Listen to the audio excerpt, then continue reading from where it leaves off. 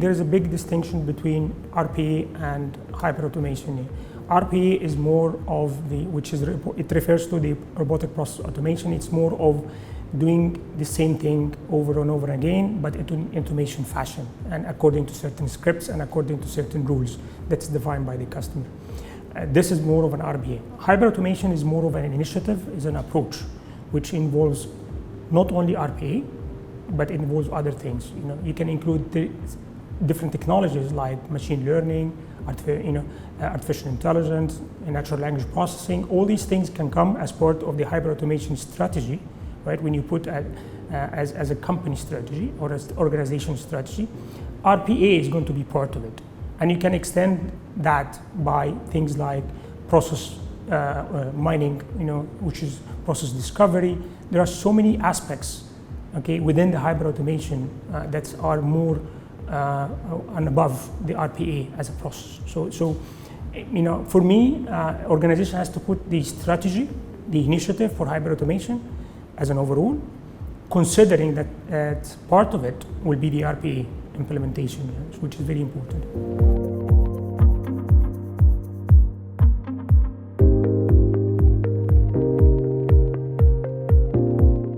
Hyperautomation is more of an initiative and an approach, and it's all about automating processes, making sure that you select the best process for automation, right? So when you select the best process for automation, it can tell you that this process is going to save money or enhance operations, which it will add to the operation efficiency, which can help you to have more customers if you have a customer facing.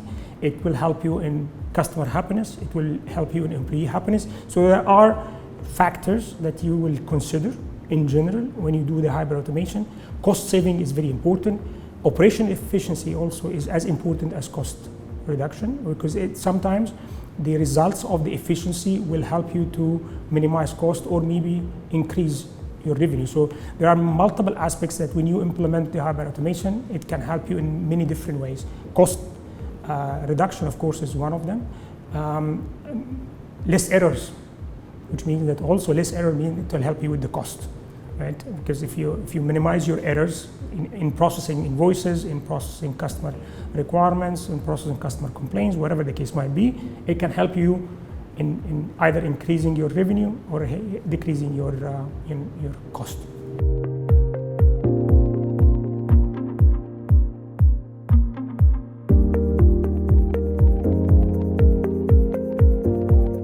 When we looked at the hyperautomation as an overall strategy and approach, one of the requirements was we need some document processing, right, as part of the whole automation process, right? So we studied the different solutions available, and we've selected to go in partnership with DocAcquire. So what DocAcquire brings to us is the intelligent document processing, which is very important as part of the hyperautomation process itself. So when you have large number of documents to be processed, right, you need, instead of someone actually looking at them, extracting data from them and putting this data in a different platform, which means that you have potential bottlenecks because you have the capacity, or you have to hire so many people to do the same repetitive work. Right? Rather than to do this, we work with the DocAcquire. So in that case, it's more of an intelligent document processing technique where we can extract information from document, take this extracted information, pass it to different systems and processes and workflows to start workflow and complete workflow and get approvals and so on and so forth. So it helps a lot to manage large number of documents, right, in different things like invoicing, like bill of lading. Depends on in this industry that you're working on. This intelligent document process is required for you to be able to process the document and to be part of the hyperautomation process in general. And the important thing is when you extract information, you can do lots of things with it. You can start process, you can integrate with something, you can send the information to somewhere, and so on and so forth, which is very important to complete the whole initiatives of hyperautomation.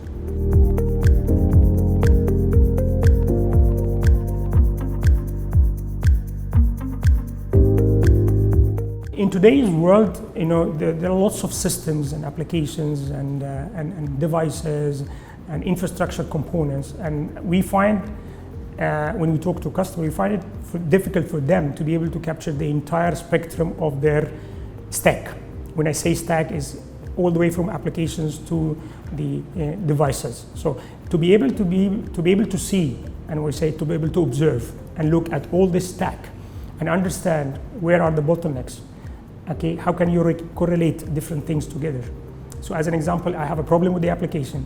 Where this problem where is this problem coming from? It's coming from a device, it's coming from a server, it's coming from a storage, it's coming from a cloud provider. To be able to trace all these things, you need to have a full observability of your environment. Okay? Now, observability is an interesting approach.